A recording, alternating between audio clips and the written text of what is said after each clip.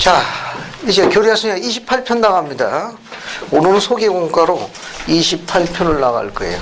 그 28편 그 서문을 한번 읽어보겠습니다. 서문.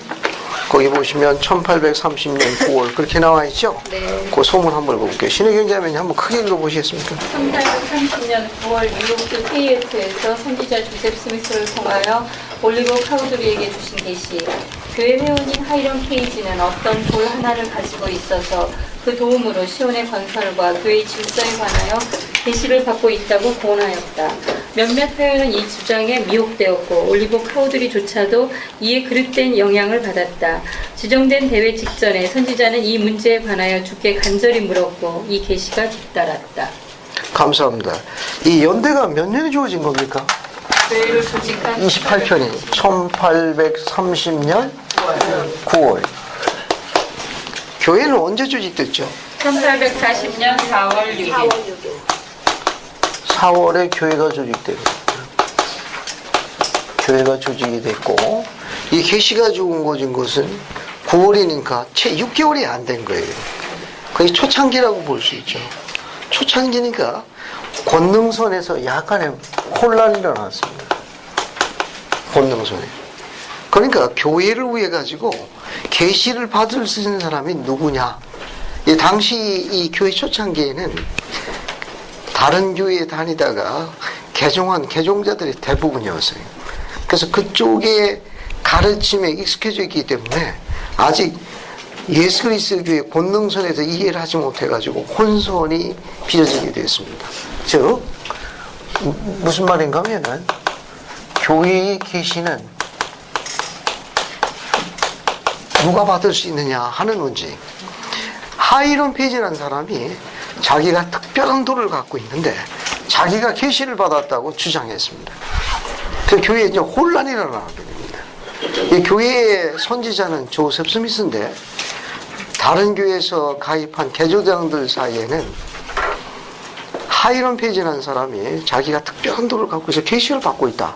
한 꾸러미에 대한 그 문서를 가지고 설득하기 시작했습니다. 문제가 된 건 뭐였는가 하면은 28편 1절에 보면 교회 지도자 한 사람이 언급되어 있습니다. 누굽니까? 올리버 카우드리. 올리버 카우드리는 교회의 몇 번째 장로죠? 두 번째. 교회 두 번째 장로입니다. 교례성경 20편 3절 한번 보세요. 20편 3절에 보면 몇 번째 장로라는 게 나와 있을 거예요. 교례성경 20편 3절에 둘째 장로. 여기 둘째 장로라고 있죠. 그러면 20편 2절에는 교회의 첫째 장로는 누구로 나와 있습니까? 조셉 스미스 2세. 첫 번째 장로는 조셉 스미스로 나와 있어요. 즉 문제가 된 건 뭐냐면은 이 권능선에 대해 가지고 하이론 페이지라는 사람이 자기가 권능선의 우두머리라고 주장했어요. 하이론 페이지가 나타나 가지고 자기가 돌을 갖고 있는데 이를 돌을 통해 가지고 교회의 계시를 받고 있다고 자기가 주장한 거예요. 이걸 누가 동조했는가 하면 올리버 카우드리가 동조한 거예요. 교회의 두 번째 장로니까 올리버 카우드는 교회에서 발언권을 갖고 있는 총괄요원과 같은 사람이에요. 그런데 하이란 페이지라는 사람이 이상한 도를 가지고 자기가 교회의 계시를 받고 있다고 주장하는 것을 올리버 카우드리가 동조한 거예요. 올리버 카우드리가 거기서 동조함으로 인해 가지고 뭐가 생겼는가 하면 교회에 분열의 조짐이 생긴 거예요. 분열의 조짐이 생기고 회원들의 충성심에 문제가 생긴 거예요. 충성심에 문제가 생겼어요. 자, 그럼 우리 대학부 교재에서 그 배경을 잠깐 볼게요. 대학부 교재 57쪽을 보게 되면 거기 앞에 서문에 배경이 나와 있습니다. 배경이 나와 있어요. 한번 읽어보도록 하겠습니다. 정상호 형제님이 교회는 1890년 9월에 한번 첫 번째 문단 다 읽어봐요. 교회는 1830년 9월에 이 계시를 받을 당시 조직된 지 불과 수개월밖에 안 된 상태에서 초창기의 큰 문제 가운데 하나에 봉착하고 있었다. 누가 교회를 위하여 계시를 받을 자격이 있나? 이 문제가 생긴 것은 하이람 페이지가 어떤 돌을 발견하였는데 그가 그 돌을 통하여 계시를 받는다 주장하였기 때문이었다. 초기 개종자 가운데 많은 사람들이 조각교회 주의 배경으로부터 즉 누구든지 청중 가운데 다른 사람들이 동의하면 교리를 선포할 권리가 있는 교회로부터 왔다. 따라서 그들이 하이람 페이지의 계시가 합당하다는 반응을 보이는 것은 당연하게 보였다. 그러나 이 계시의 결과 뉴욕주의 성도들 단 한 사람만이 교회 전체를 위하여 주님으로부터 계시를 받을 수 있다는 것을 이해하였다. 스코틀랜드의 새 개종자들도 이것과 똑같은 교훈을 배워야 했다. 감사합니다. 이런 배경을 이해하셔가지고 그래서 2절을 보세요. 2절 28편 2절 28편 2절 보면은 교회의 계시는 누구만 받을 수 있다라고 계시되어 있습니까? 조셉 스미스. 거기 뭐라고 나와 있습니까? 조셉 스미스. 나의 종 조셉 스미스 2세 외에는 아무도 이 교회에서 계명들과 계시들을 받도록 임명되지 아니하였나니 라고 분명하게 가르쳤어요. 그러니까 교회에 계시를 받거나 혹은 교회의 교리를 확립하는 것은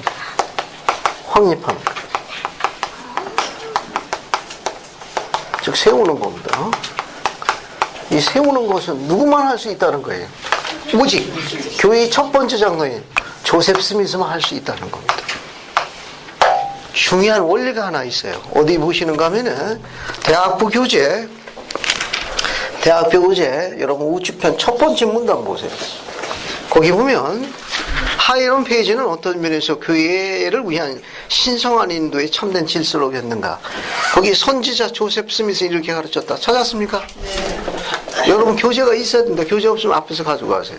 교재를 보세요. 거기 교회의 어떠한 행원이든지 자기보다 높은 직분에 있는 사람들을 위하여 지시를 받는다는 것은 하나님의 섭리에 위배되는 사실이라는 것을 밝혀듭니다. 그거 다 밑줄 치세요. 거기 교회의 어떠한 행원이든지 자기보다 높은 직분에 있는 사람들을 위하여 지시를 받는다는 것은 하나님의 섭리에 위배되는 사실을 밝혀드립니다. 다 밑줄을 치세요. 전부 다. 밑줄 치셨습니까? 네. 그리고 이것을 여러분 해당 경전 여백에다가 28편 2절 여백에다가 가능하면 깨알같이 한번 적어보세요. 깨알같이 한번 적어보세요. 포스트잇 있으면 저거 붙여도 좋고 그거만 옮겨 적으세요. 선지자 조셉 스미스 이렇게 가르쳤다라는 인용문을 옮겨 적어 보십시오. 교회의 어떠한 행원이든지 자기보다 높은 직분에 있는 사람들의 지시를 받는다는 것은 하나님의 섭리에 위배되는 사실을 밝혀준다. 권능의 원리 어긋나는 거예요. 계시의 원리 어긋납니다. 그럼 한번 옮겨 적어 보십시오. 적어가지고 여러분 경전에다 한번 붙여보시고 혹시 교리 노트가 장만되어 있으면은 그 교리 노트에다가 붙여보십시오.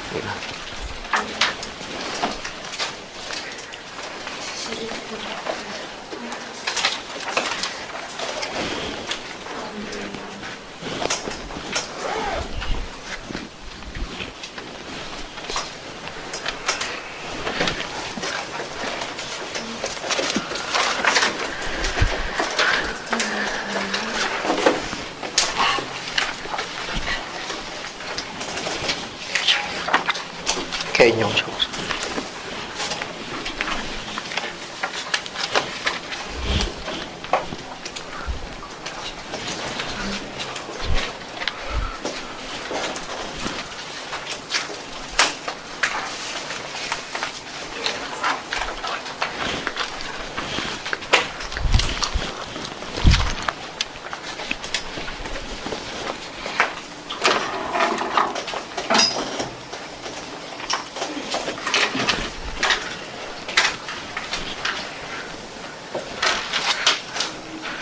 지금 조셉이 가르친 이 권능의 원리에 대한 이 가르침은 아주 유명한 겁니다. 이 가르침의 인용문의 원문을 찾기가 쉽지 않아요. 그래서 기록을 해가지고 붙여두라는 겁니다. 이 교회 계시의 원리, 권능선의 원리는 상위 감여부를 위해서 하위 여군에게 계시가 안 주어집니다. 그래서 아주 중요한 기본 원리, 이것을 교회 초창기 때 권능선에 혼선이 왔기 때문에 주님께서 그 선을 확실하게 밝혀주신 거예요.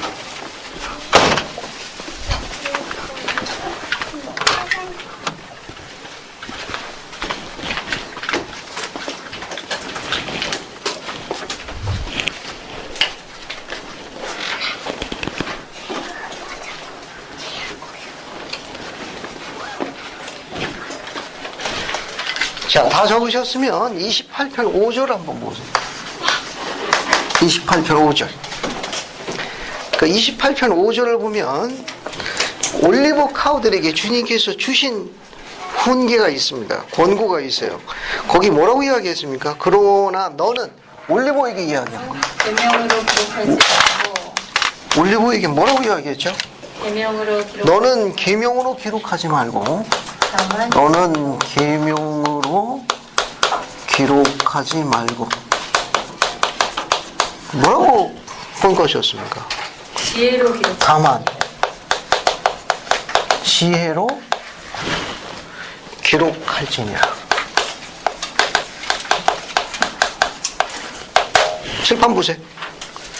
올리브에게 이야기하신 이 권능선에 관한 계시의 원리를 주시고 난 다음에 오직 교회의 교리나 계시를 확립하는 것은 오직 조셉에게만 위임됩니다. 조셉만 뭘 갖고 있다는 거예요?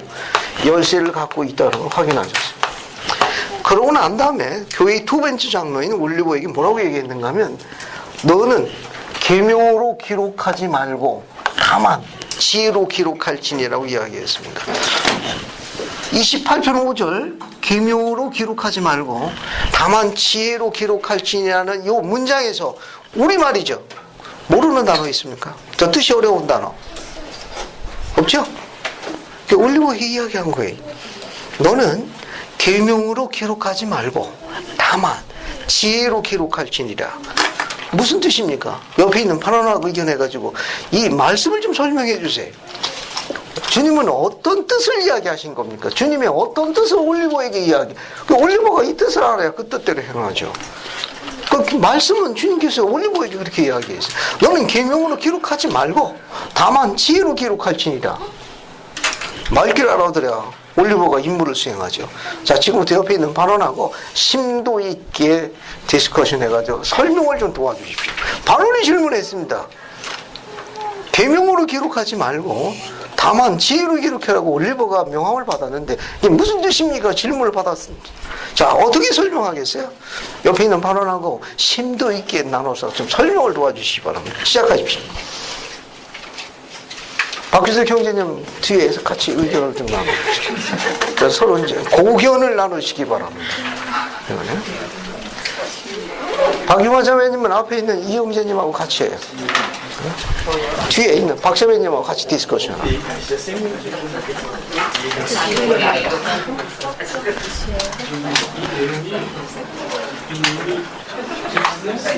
자, 계명으로 기록하지 말고 다만 지혜로 기록하라는 주님의 명함은 올리브에게 뭘 요구하신 겁니까? 자, 의의를 좀 나눠보세요. 그 설명을 좀 도와주시기 바랍니다. 이게 무슨 뜻인지. 연구를 좀 하셔야 됩니다.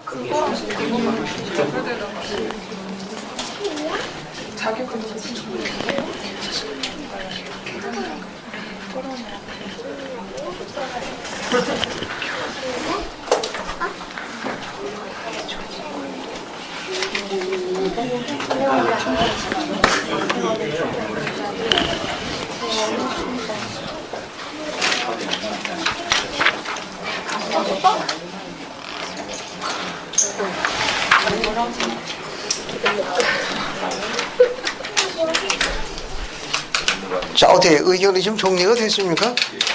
협조를 안 해요. 옆에 있는 반원이 전혀 대응은 안 한다네. 왜 이래? 자, 혹시 이 28편 5절에 나와 있는 계명으로 기록하지 말고 다만 지혜로 기록하라라는 말씀을 나는 주님께서 이런 의미로 지시하신 것이다 혹시 뭐, 예, 이진교 자매님. 개명은 여기 28절 2절에서 요새 서비스만 받을 수 있는 거라잖아요. 교회 계시나 교리가 개명이 되는 거잖아요. 네, 그렇죠. 그러니까 올리버는 그걸 할 자격이 없는 사람이잖아요. 근데 이제 지혜로 기록하다 그러면 우리가 그냥 사석에서 개인적인 이야기는 할 수가 있잖아요. 그러니까 개명 그런 거는 올리버 카우드리가 해야 될 일이 아니기 때문에 그런 이야기는 할 필요 없지만 자기의 의견 같은 건 감사합니다. 좀, 이진교 자매님 이야기 듣고 어느 정도 윤곽이 드러나죠? 이 말은 뭐냐면, 교회의 계명이나, 여기 나와 있는, 이게, 교회의 계시나 교리는, 이건 누가 할 일이에요? 열쇠를 갖고 있는 조셉이 할 일이에요. 그러나, 올리버는 교회 몇 번째 장로예요? 두 번째 장로. 오늘날이면 총괄요원에 해당되는 분입니다. 그럼 뭡니까? 총괄요원인 우리도 백성들이 그 총괄요원의 말씀을 닦고 영감을 받는 거 아니에요. 즉 내가 영감을 받아가지고 백성들을 권고하거나 이야기하는 영감받은 말씀은 내가 할 수 있으나 계시를 받거나 교리를 세우는 일은 내 일이 아니니라는 뜻입니다. 그럼 이해가 됐죠? 그러니까 교회의 교리를 세우거나 계시를 받는 것은 내가 할 일이 아니고 그것은 열쇠를 갖고 있는 선지자 단 한 사람 조셉의 임무이고 너는 교회의 지도자로서 백성들에게 영감받은 말씀으로 그들을 훈계하고 권고하는 것이 내 임무다 그런 말입니다. 우리가 갖고 있는 교재 58쪽 교재 58쪽 보세요. 58쪽 봤습니까? 자, 거기 좌측편 중간 부분 보면 여기 파란색으로 이제 쳐놓은 부분 위치를 한번 찾아보세요. 여기 보면 올리버 카우드리는 찾았습니까? 위치는 여기쯤 돼요. 거기 보면 올리버 카우드리는 주님으로부터 지혜의 글은 쓰되 하나님의 계명으로 기록하지 말라. 요거는 옛번역입니다. 저희 직역된 저 번역이 정확한 거예요. 계명으로 기록하지 말고 다만 지혜로서 기록하라. 28편 5절의 말씀을 들었다. 다시 말해서 뒤에 전부 다 밑줄 주세요. 뒤에 주님께서는 올리버 카우들에게 그가 성도들에게 훈계와 권고는 주되 교회의 교리나 계시를 확립하는 것, 세우는 것은 안 된다는 명함을 받았던 것이다. 이런 일은 즉 교회의 교리나 계시를 세우는 것은 누구만 할 수 있는 일이다? 선지자가 할 수 있는 일이다. 그러면 여기 다시 말해서부터 선지자만 할 수 있는 일이다 까지를 여러분 경전에다 옮겨 적는 일입니다. 지금 다시 옮겨 적어보세요. 자, 옮겨 28편 5절 옆에다가 주님께서는 올리버에게 그가 성도들에게 훈계와 권고는 주되 교회의 교리나 계시를 확립하는 것은 안 된다는 명을 받았던 것이다. 이런 일은 선지자만 할 수 있습니다. 거기까지 옮겨 적어가지고 정리를 해 두십시오. 그럼 나중에 계시를 공부할 적에 크게 도움을 받습니다. 자, 한번 옮겨 적어보세요.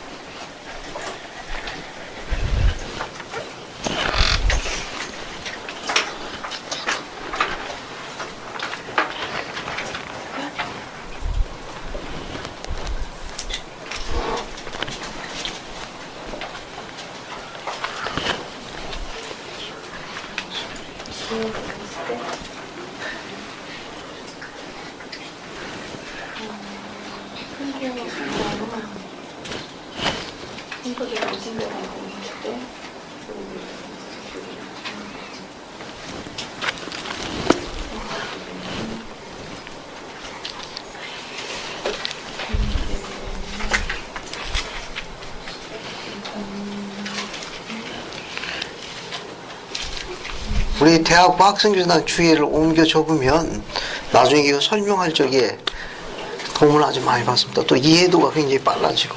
근데 그런 배경이 없으면 이 성과 갖고 이해하기가 쉽지 않습니다.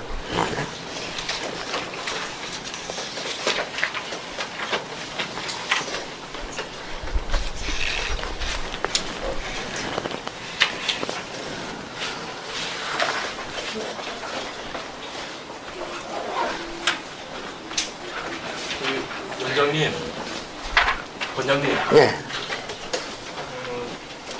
저희들이 교회의 교리나 혹은 계시는 저희들이 경진의 가르침에 따라서 예를 들면은 흑인에게 이제 신권을 주라, 혹은 이제 다시 이제 교례 성략에 추가로 계시로 내려져 가지고 첨가되는 그런 상황이라든지 그런 것 제외하고 실제적으로 교회 내에서 그런 계시라든지 어떤 그런 교리 이외에도 이 보기 좋고 이게 세련된 그런 불문율이 많지 않습니까? 있죠. 예. 그렇지 않습니까? 예.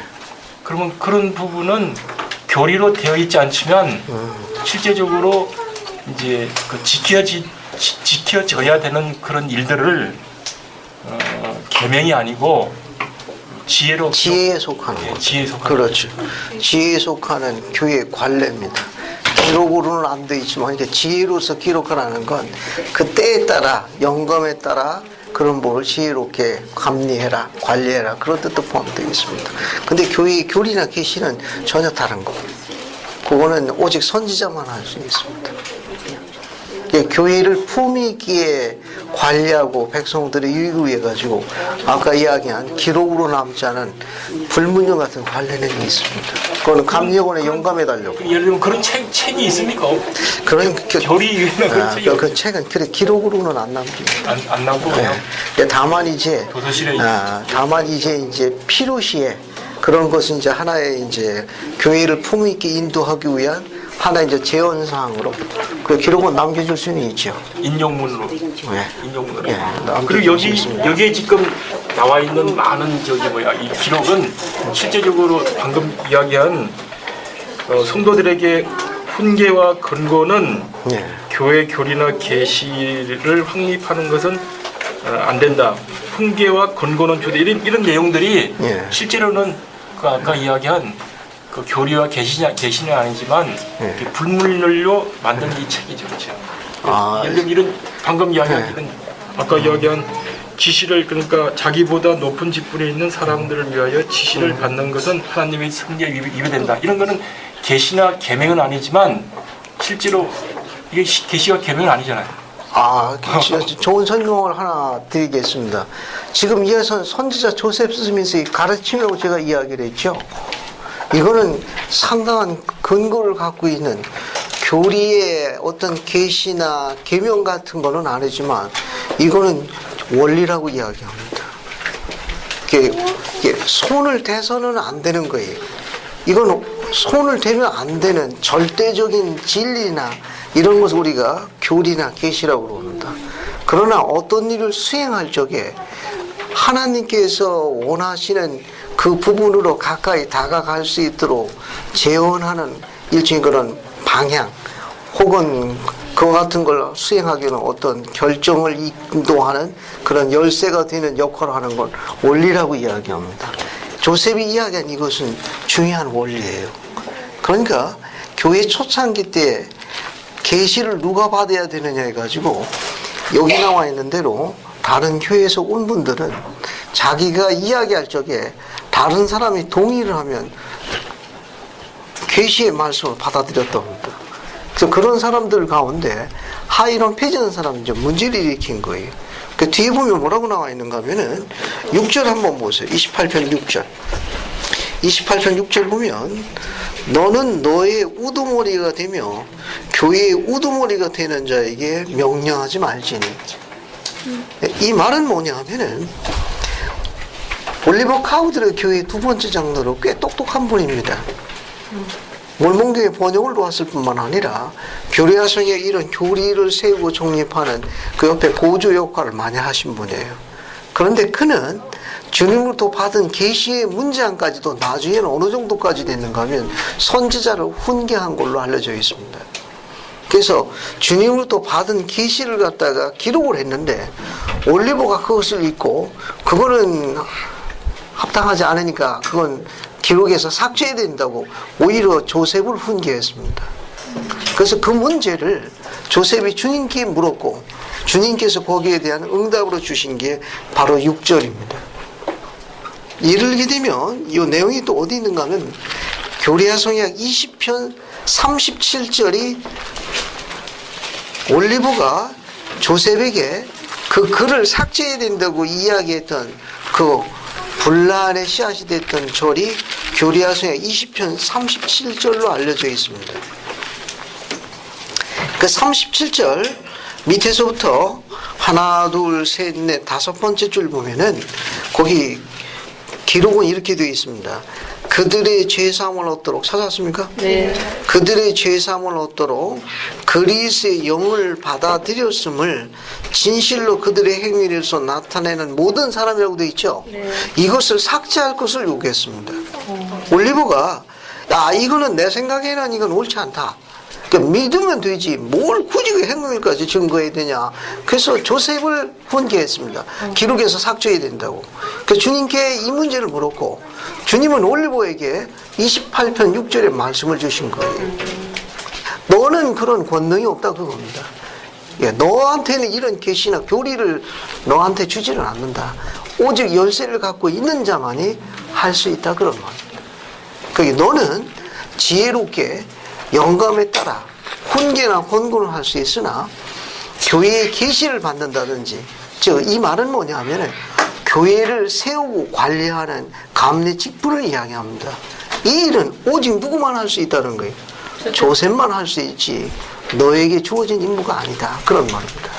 따라서 뒤에 다시 보시게 되면 하이런 페이지가 받은 계시의 경우는 어떻게 되어 있느냐 여기 보세요.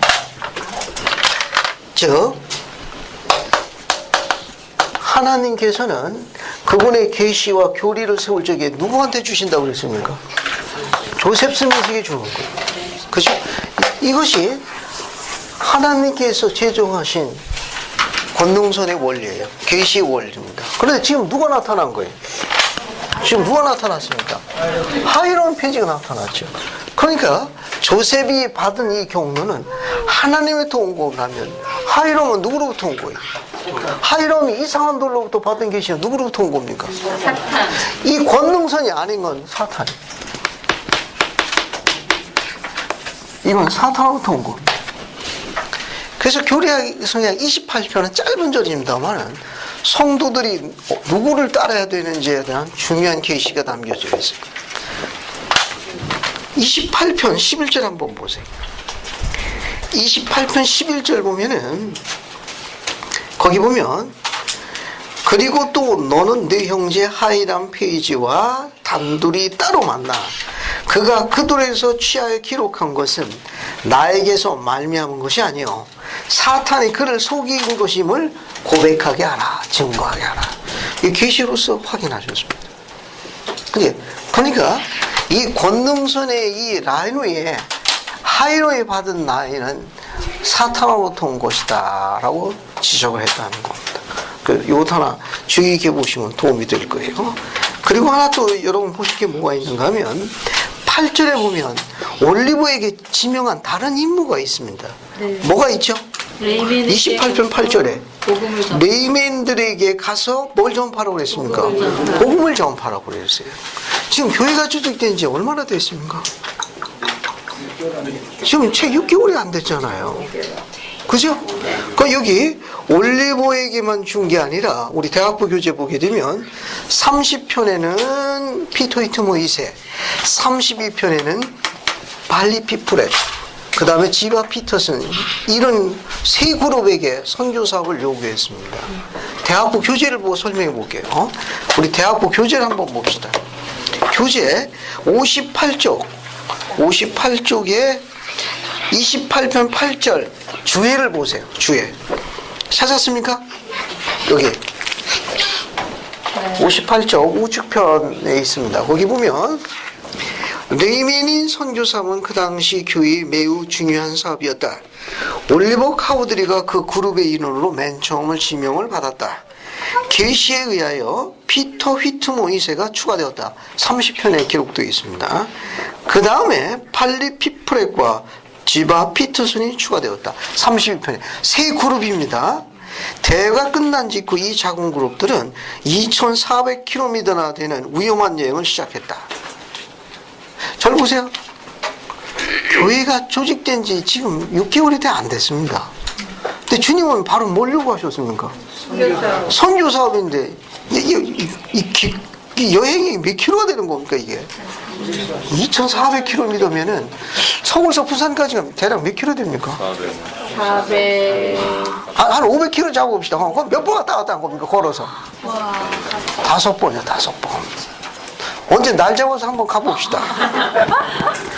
밑에서부터 5번째를 보세요. 그 문장 주에 하나, 둘, 셋, 넷, 5번째 보시면은 그들은 1831년 새해가 시작되자 여행을 계속하여 도보로 대평원을 500km나 여행하였으며 부산까지 걸어간 겁니다. 집도 불도 없이 얼어붙은 옥수수와 빵과 돼지고기, 돼지 날고기를 먹고 살았다. 마침내 그들은 미국 서쪽 끝 경계선에 있는 미주리주 인디펜던스에 도착했다. 그들은 4개월 동안 여행하였으며 수많은 고난을 겪었다. 그들은 두 인디언 종족과 수천 명의 백인들에게 복음을 전파하고 몇 개의 강한 교회 지부를 조직했다. 자, 그러면 왜 주님께서는 교회가 조직된 지 수개월뿐이 안 됐는데 선교 사업을 요구했습니까? 개종한 지역에 6개월 안 되신 분이 있습니까? 선교사업 나가면 선교사업 나가겠어요? 이 교회에 대해서 참됨을 이웃에게 증거하면 증거하겠습니까? 이제 겨우 6개월도 안 됐어요. 아이고요, 제가 어떻게 감히 좀 세월이 좀 가야죠. 주님은 기다리지 않았습니다. 바로 요구해서 선교사업 가라고. 이들은 가장들이에요. 가면 오늘날은 그래도 임기라도 있지. 이때는 선지자가 불러야 오는 거예요. 안 부르면 못 와. 가면 그만이에요. 선지자가 돌아와라 해야 돌아오는 거예요. 왜 그렇게 요구하셨죠? 왜 주님은 교회가 조직된 지 몇 개월도 되지 않았는데 왜 당신의 종들에게 이 선교 사업을 요구했습니까? 왜 그랬을까요? 어느 정도 연수가 돼가지고 심지가 굳고 교리가 좀 있고 뭐 이렇게 좀 세련돼지고 좀 강화가 됐는데 보내지 아니하고 6개월도 안 됐어요. 보낸 거죠. 선교는 네. 사람이 하는 게 아니고 주님이 하시는 거니까. 네, 주님이 하신 일이다. 네, 감사합니다. 또 네, 주님이 하신 일이다. 좋습니다. 또 다른 생각 갖고 계신 분 있습니까? 선교 사업은 교리에 대해서 어느 정도 알아야지 설명할 수 있고 가르칠 수 있긴 하지만 그 하는 과정에서도 굉장히 많은 성장과 자기 스스로 배우는 게 있다고 생각합니다. 지도력에 크게 도움돼요. 그러니까 교회가 짧은 시간에 지도력을 가질 수 있는 방법은 뭐냐? 선교사. 아주 짧은 시간에 지도력을 가질 수 있는 훌륭한 하나님께서 허락하시는 리더십 프로그램입니다. 교리적으로는 또 뭐가 있느냐? 집합과 관련이 있습니다. 이 말은 뭐냐면 1830년 4월에 조직된 예수 그리스도 후기 성도교회가 지상에 세워진 하나님의 왕국이에요. 즉 하나님의 왕국이 지상에 도래했기 때문에 그분이 집합을 명하신 겁니다. 그동안에는 하나님의 왕국이 지상에 없었어요. 지상에 하나님의 왕국이 조직됐기 때문에 집합을 요구합니다. 이스라엘의 영적인 집합이 시작됐습니다. 이스라엘 영적인 집합. 그러니까 집합의 도구가 뭐냐? 선교 사업이에요. 시온의 젊은이들이 선교 사업은 선택사항이 아닙니다. 주님의 신성한 명이, 주님께서 허락하신 신성한 계명입니다. 따라서 시온의 젊은이 이 부분을 선택하느냐 아니냐 그 문제가 아니에요. 이스라엘의 하나님께서 지상에 세워진 하나님의 왕국을 존속시키기 위한 그분의 방편입니다. 지금 집합이 이루어지고 있는 거예요. 중요한 겁니다. 자, 그래서 그렇게 하나 보시면 되겠고, 그 다음에 하나님의 왕국이 지상에 세워짐으로 인해 가지고 새로운 시온이 건설돼요. 새 시온이. 그 새 시온을 시온성이라고도 부르고 새 에루살렘이라도 부릅니다. 교회가 조직된 지 몇 개월 되지도 않아 가지고 벌써 그 계시를 이야기했습니다.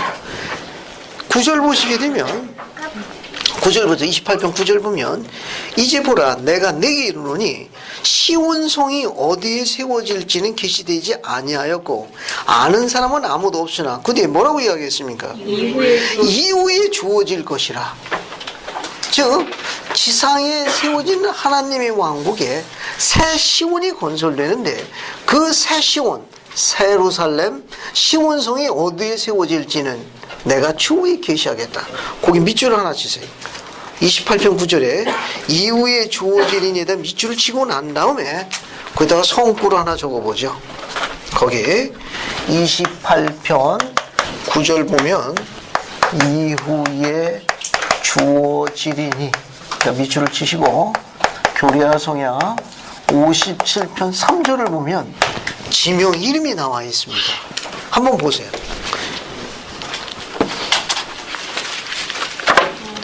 교리야 성야 57편 3절을 보시면 지명 이름이 나와 있어요. 찾았습니까? 네. 57편 3절 보면 지명이 하나 나오는데 경장가 인디펜던스. 네? 인디펜던스. 찾았습니까? 인디펜던스라고 나오죠?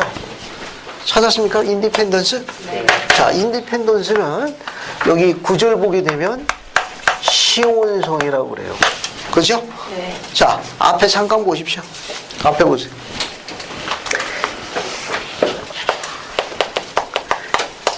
구대륙이 있고 미대륙이 있어요. 알겠습니까? 구대륙에 예시온이 있습니다. 이것도 시온성인데 이것을 에녹의 시온성이라고 그래요. 이게 구대륙에 시온성이 있습니다. 그게 에녹의 시온성이라고 그래요. 그것을 뭐라고 그러는가 하면 예시온이라고 합니다. 나중에 설명하겠습니다만은 그래도 기본적으로 알고 계시면 도움이 돼요. 자, 구대륙에 에녹의 시온성인데 이걸 예시온이라고 합니다. 에녹의 시온성은 지금 어디에 있죠? 하늘에. 하늘에 있어요. 하늘에 있어요. 하늘로 올라갔습니다. 조셉에게 주신 계시에 의하게 되면 미대륙에 시온이 건설됩니다. 시온이 건설돼요. 시온이 건설되는데 이 시온이 건설되는 곳이 시온성이에요. 그런데 구대륙에 예시온이 있기 때문에 미대륙에 새로 씌워진다고 그래가지고 이 시온성을 새 시온이라고 그래요. 새 시온이라고 불러요. 구대륙에 있는 에녹의 시온성을 예시온이라고 말일에 주님의 재림이 가까울 적에 말일에 미대륙에 시온이 건설됩니다. 시온이 건설된 그것을 28편 9절에 시온성이라고 불렀어요. 이 시온성을 예시온과 구분하기 위해서 새 시온이라고 그래요. 또 뭐라고 부르는가 하면은 모세서 7장 62절로 갑시다. 성경에서 삭제된 거예요. 창세기에 원래 있었던 건데 고약한 사람들이 전문을 빼버렸답니다. 그게 회복된 게 모세서예요. 그래서 모세서 7장 62절로 갑니다. 그럼 거기는 시온성 말고 또 무슨 이름이 있나 한번 찾아보자고 합니다. 자, 모세서 7장 62절 봅시다. 찾았습니까? 네. 거기 보면 뭐 내용이 좀 많이 나와 있는데 밑에서부터 하나, 둘, 셋, 넷, 다섯, 여섯 번째 줄 보세요. 그리하여 나의 백성이 자기 허리를 동이고 나의 오는 때를 바라고 기다리게 하였노니 이는 그곳에 뭐가 있고 나의 성막이 있을 것이요. 그곳은 뭐예요? 시온. 그 다음에 새 예루살렘. 거기 시온은 새 시온을 이야기하는 거예요. 또 뭐라고 불러요? 새 시온을? 뭐라고 부른다? 새 예루살렘. 새 예루살렘. 칠판 보세요. 시온성, 새 시온, 새 예루살렘에 뭐가 있을 것이요? 여기 성전. 성막이 있을 것이요. 이 성막이 뭐예요? 성전. 성전이야. 성전이에요. 미대륙에 세워지는 새 시온을 새 예루살렘이 불러요. 그런데 구대륙에도 뭐가 있습니까? 예수님께서 성령을 베푼 장소가 뭐예요? 여기도 예루살렘이 있잖아요. 이 예루살렘을 옛 예루살렘이라고 구분하기 위해서. 옛 예루살렘, 여기 새 예루살렘이라고 그러고. 참조로 알아두십시오. 참조로. 자, 이제 하나 더 공부해 봅시다. 교례서의 28편 9절에 의하게 되면은 시온성, 이 시온성, 새 시온, 새 예루살렘이 세워지는 도시 이름이 57편 3절에 게시됐어요. 뭘로 알려져 있습니까? 인디펜던스. 우리가 하고 있는 경전 안내서 뒤에 보게 되면 지도가 나옵니다. 지도는 두 종류로 되어 있어요. 앞에 게 교회사 지도고 뒤에 게 성경 지도예요. 지도 순서가 그렇게 부록에 되어 있습니다. 그 부록에는 앞에 나와 있는 게 교회사 지도고 뒤에 나와 있는 게 구약 성경, 신약 그 성경 지도예요. 그래서 교회사 지도 5번을 찾습니다. 교회사 지도 5번을 찾아봐요. 이렇게 생긴 거. 이렇게 생긴 거 찾아보세요. 자, 아직도 찾고 계신 분은 교묘한 마음을 한번 찾아보세요. 쉽게 잘 안 보일 겁니다. 여기 교회 지도 5번이라고 되어 있어요. 다 찾았습니까? 네. 자, 거기에 1번을 찾아보세요. 지도의 1번. 1번이 뭐라고 나와 있습니까? 인디펜던스예요. 인디펜던스는 밑에 보면 미주리주 어디로 나와 있습니까? 잭슨군에. 저 인디펜던스는 어디에 있느냐? 미주리주 잭슨군에 있는 거예요. 미주리주 잭슨군. 그러니까 인디펜던스라고만 기억하시지 말고 미주리주 잭슨군 인디펜던스로 기억하세요. 됐습니까? 그냥 인디펜던스라는 그 도시만 기억하지 말고 미주리주 잭슨군 인디펜던스로 기억하세요. 그러면 지도 설명문 1번을 보세요. 밑에 설명문 1번 봅시다. 그 1번에 뭐라고 나와 있죠? 시온의 중심도 확인되었고, 그 다음에 1831년 8월 3일 어떻게 됐다? 성전 부지로 헌납됐습니다. 여기에 성전이 세워지는 날 뭐가 가까운 겁니까? 재림이 가까운 거예요. 그 다음에 그 지도에서 4번을 찾아보세요. 4번. 자, 교회 지도에서 4번을 찾아보세요. 그 4번은 뭐가 나옵니까? 아담, 온다이, 아만이에요. 자, 이 아담, 온다이, 아만은 같은 미주리주에 있는 거예요. 근데 군이 달라요. 데비스 군이. 4번 아담, 온다이, 아만에다가 밑줄을 치고 미주리도 데비스 군하고 적어놔요. 그럼 훨씬 도움이 된다. 이 지도에다가 아담 온다야마다 밑줄 치고 그 밑에다가 미주리주 데이비스군 그렇게 하나 적어놔요. 미주리주 데이비스 그렇게 하나 적어놓으십시오. 적었습니까? 그러면 우리는 중요한 도시 두 개를 공부했어요. 지금 하나는 인디펜던스인데 인디펜던스는 어디에 있다? 미주리주 잭슨군 인디펜던스. 그 다음에 아담 온다야마 어디로 가세요? 지금 아담 온다야마는 미주리주 데이비스군이에요. 그러면 아담 온다야만의 설명문을 보세요. 설명문. 그 설명문 보면은 주께서 뭐라고 나와 있습니까? 미주리주 북부 이 지점을 예수 그리스도께서 뭐라고 되어 있습니까? 아담과 그의 의로우소를 만나러 오실 때 장차 거대한 집합이 있을 장소로 확인하셨음. 그렇게 되어 있죠? 네. 자, 그러면 이 아담 온다야마는 자, 뭐라고 되어 있는가 하면은 예수 그리스도께서 아담과 그의 의로운 후손을 만나러 오실 때니까 재림 때 일어나는 일이에요. 재림 때 예수 그리스도께서 아담과 그의 의로운 후손들이 그의 후손들을 만나기 위해서 오시는 장소가 아담 온다에 여기서 예수 그리스도와 아담과 초대받은 의로운 후손들과 함께 집회가 이루어지는 대집회가 이루어집니다. 대집회가 이루어져서 여기 아담도 오십니다. 우리 첫 조상 아담도 와가지고 지구 통치권의 열쇠를 누구한테 반납하는 거예요? 예수 그리스도의 만왕의 왕에 반납하는 대집회가 이루어지는 것이 바로 아담 온다의 아만이에요. 아담이 온다의 아만. 우리가 갖고 있는 계시에 또 재밌는 또 계시가 또 있습니다. 어떤 계시가 있는가 하면은, 자, 29편을 먼저 잠깐 볼게요. 순서를 약간 바꿔가지고 29편 10절 봅시다.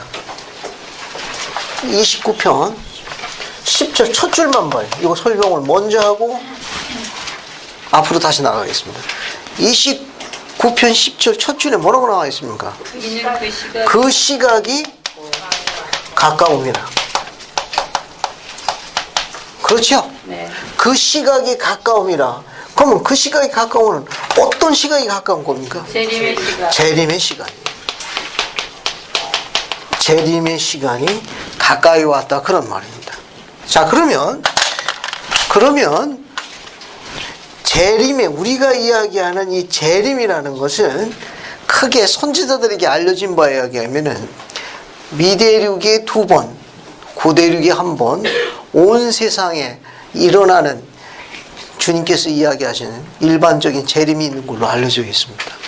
그러니까 미대륙에 있는 성도들에게 2번 나타나고 구대륙에 있는 유대인들에게 1번 나타나고 그리고 온 세상으로 나타나는 4가지 과정을 겪을 것으로 알려져 있습니다.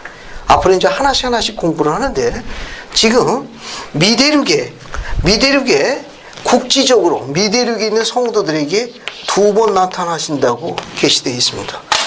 그 첫 번째가 어디냐? 아담 온다야 말이에요. 요건. 그러니까 재림 전에 일어나는 국지적인 방문입니다. 먼저 방문.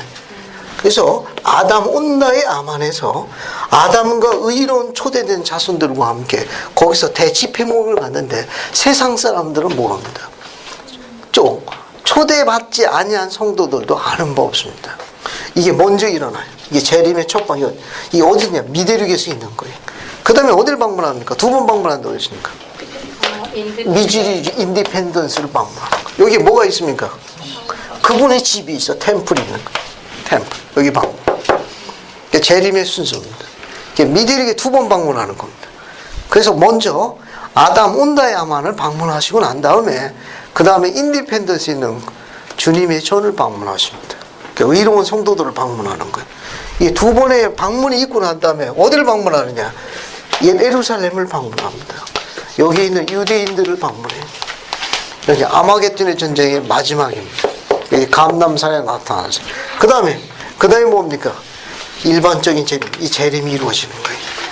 구름 타고 수만 수천의 당신의 의로운 종들과 함께 빵빠라 함께 나타나는 아침의 동력 햇살에 비춰서 온 인간들이 보는 그 재림은 이걸 이야기하는 거예요. 그 전에 뭐가 있느냐? 미대륙의 성도들에게 2번, 구대륙에 있는 유대인에게 1번, 요 3번의 순서이고 4번째는 이렇게 이루어지는 걸로 알려져 있습니다. 요 시각이 가까이 왔다는 거예요. 됐습니까? 네. 그럼 하나만 더 퀴즈. 선지자 조셉 스미스에 의하면 에덴 동산이 어디에 있는 걸로 알려져 있습니까? 미대륙이요, 미대륙. 알았습니까? 선지자 조셉에 의하게 되면 에덴 동산은 미대륙에 있는 걸로 알려져 있습니다. 그러면 창조의 아침에 아담이 서 있던 장소는 아담 온다의 아만이냐, 인디펜던스냐, 어느 쪽입니까? 자, 다시 질문하겠습니다. 이럴수록 침착해져요. 자, 다시 질문합니다. 이건 계시가 아니면 우리 확인할 길이 없어요. 구대륙에 있는 게 아니고 선지자 조셉은 에덴 동산의 미대륙에 있다네. 그런데 후기의 선지자들에게 가르침을 주셨습니다. 그 가르침은 뭐냐 하면은, 그러면 창조의 아침에 아담이 서 있던 장소는 그러면 아담이 온다면이 맞느냐? 아담 온다야만이 맞느냐? 아니면 인디펜던스가 맞느냐? 아담 온다의 아만. 감사합니다. 인디펜던스 감사합니다. 교회가 이렇게 분열되면 안 돼요. 아담자가 들어갔으니까 아담. 15식 킴볼 장로는 뭐라고 이야기했는가 하면은 우리가 보통 이야기되어지기는 아담 온다의 아만으로 알려지는 것이 왕왕 있으나 15식 킴볼은 창조의 아침에 아담이 서 있던 장소는 인디펜던스라고 확인하셨습니다. 왜냐하면 아담 온다의 아만은 아담이 그의 후손들과 함께 주님과 모임을 갖는 장소죠. 즉 아담은 그곳에서 당신의 자녀들을 가르치고 훈육한 걸로 알려져 있습니다. 그래서 추측컨대 아담이 범법에서 동산을 쫓겨난 다음에 머문 곳으로 알려진 장소가 아담 온다의 아만으로 알려져 있습니다. 꼭이라고 안 그랬습니다. 아시겠습니까? 추측컨대 거기서 아담이 복음을 당신의 자녀들에게 후손들에게 가르쳤어요. 그래서 주님이 그곳에 나타나십니다. 그리고 창조의 아침에 아담이 서 있던 장소는 인디펜던스로 알려져 있습니다. 참조라고 그래요. 아다에 온다의 아만이 아니다. 누가 얘기했느냐? 15식 킴볼이 이야기했다. 그렇게 이야기한 인용문 자료가 어디에 있다? 갑진저 학생교재에 있습니다. 아시겠습니까? 갑진저 학생교재에 보면 창조의 아침에 아담이 서 있던 에덴 동산은 인디펜던스로 알려졌습니다라고 15식 킴볼 장로가 확인해 있습니다. 갑진저 학생교재가 있어요. 노란 걸로 얇은 게 있습니다. 거기 모세에서 앞부분 찾아보시면 그 인용문이 나와 있습니다. 혹시 그 문제 가지고 아담 온다야만이 맞다 이렇게 목소리를 크게 하신 분 있으면 약간 또 설명하기가 불편할 거예요. 그 대학부 교재의 주해서가 있으니까 설명을 하면은 도움을 받을 수 있을 겁니다. 됐습니까? 이건 앞으로 계속 반복돼요. 이런 건 계시가 아니면 알기가 어렵습니다. 자, 이제 29편 1절을 보세요. 29편 1절을 공부하겠습니다. 박규석 현재님 29편 1절 한번 읽어주세요. 너희 구속주여 위대한 자존자인 예수 그리스도의 음성에 귀를 기울이라. 자비하신 그의 팔이 너희 죄를 씻게 하였느니라. 감사합니다. 여러분 그 29편 1절 보면은 예수 그리스도의 이름에 관한 호칭이 하나 나와 있죠? 네. 뭐라고 나와 있습니까? 자존자. 위대한 자존자요. 자, 29편 1절 앞에 보세요. 이거 29편은 다음 주까지 계속 이어지는데 중요한 몇 가지 교리가 쭉 같은 게 감춰져 있습니다. 여기 보면 우선 이름에 관한 거 조금 더 설명하고 예수 그리스도의 음성에 귀 기울이라 이렇게 되어 있죠? 네. 1절은 그렇게 되어 있어요. 1절은. 그러니까 예수 그리스도는 하나님의 아들이에요. 그렇죠? 네. 그리고 아버지의 독생자예요. 그러니까 아들의 음성을 들으라는 거예요. 아들의 음성을 들으라. 됐죠? 아들의 음성을 들으라는 거예요. 그런데 29편 42절과 46절 보면 말씀하신 분이 바뀌었습니다. 42절 한번 보세요.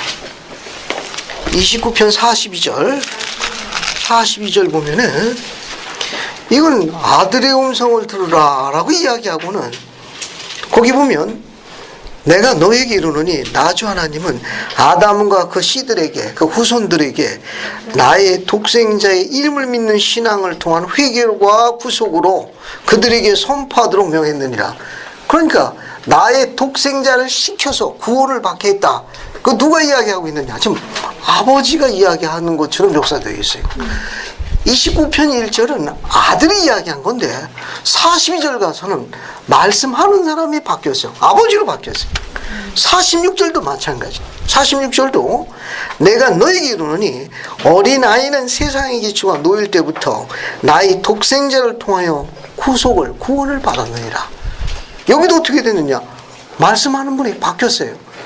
아버지가 이야기하고 있습니다. 아버지가 나의 아들 독생자를 시켜서 구원받겠느니라. 1절은 아들이 이야기한 건데 42절과 46절에는 아버지가 이야기한 거예요. 아버지가 이야기.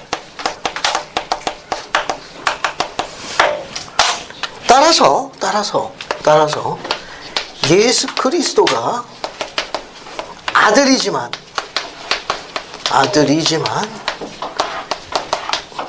아버지 인양입니다. 인양.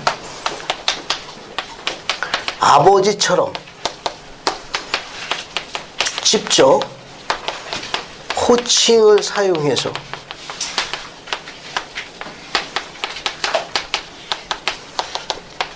말할 수 있는 권능의 교리를 무슨 교리를 하죠?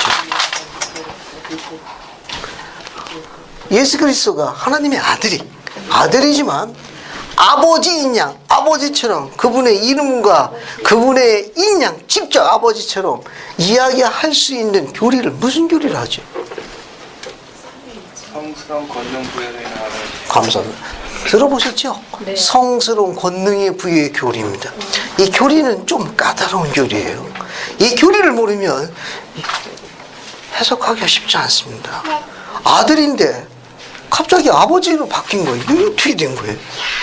중요한 교리가 하나 있습니다. 이 교리를 뭐라고 그런가 하면은 Divine Investiture of Authority라고 그래요. 그래서 이 디바인 하면 신성한, 거룩한, 성스러운 다 좋습니다. 다 좋아요. 다 좋습니다. 보통 이제 거룩한, 신성한, 성스러운 다 같이 쓰는 거예요. 인베스티처는 부여, 위임 그런 뜻입니다. 번역 시침에 따라 가지고 오서로티는 권세로 바뀌었는데 여기서는 권능으로 번역하는 게 훨씬 원뜻에 가깝습니다. 요거는 그러니까 성스러운 권능의 부여의 교리라고 그래요. 혹은 거룩한 권능의 위임의 교리라고 그러고 다 같이 씁니다. 다 같이 써요.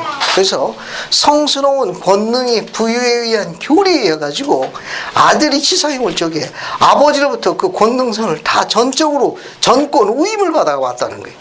그래서 아들이지만 아버지인 양 직접 설명할 수 있고 아버지가 한 것처럼 직접 묘사할 수 있다는 교리가 바로 이 교리. Divine Investiture of Authority라고 합니다. 그래서 이건 성스러운 권능의 부여에 의한 교리랍니다. 이 교리로 인해 가지고 40절과 46절은 아버지인 것처럼 직접 말씀할 수가 있습니다. 그 대표적인 것 중에 하나가 뭐냐면은 29편 34절에 나와 있는 가르침도 성스러운 권능에 부여한 교리로 인해 가지고 아버지처럼 직접 이야기하고 있는데 사실은 아들이 이야기한 거예요. 절 보세요. 절 보세요. 자, 창조의 여세 중에 이 지구를 지으신 분, 하늘과 땅을 지으신 창조주가 누구죠? 예수 그리스도. 경전은 답을 증거하고 있어요. 그래서 첫째 날부터 여섯째 날까지 지음을 지으실 적에 빛이라 있어 하시면 빛이 있었고 그 빛을 낮이라고 컴컴한 걸 밤이라고 그죠? 흙을 한 곳에 몰아서 모은 걸 뭐라 했습니까? 드러나 해서 흙이라 했습니다. 땅이라고. 물 보고 뭐라 했습니까? 너도 한쪽에 가서 붙어 있어라. 물이 다 옹기종이 붙어 있어. 드러나라 해서 뭐라고 했습니까? 바다라고 그랬어요. 이렇게 다 지었어요. 그걸 다 지으시고 난 다음에 여섯째 날 뭘 지으셨죠? 사람을 지었습니다. 인간을 지었습니다.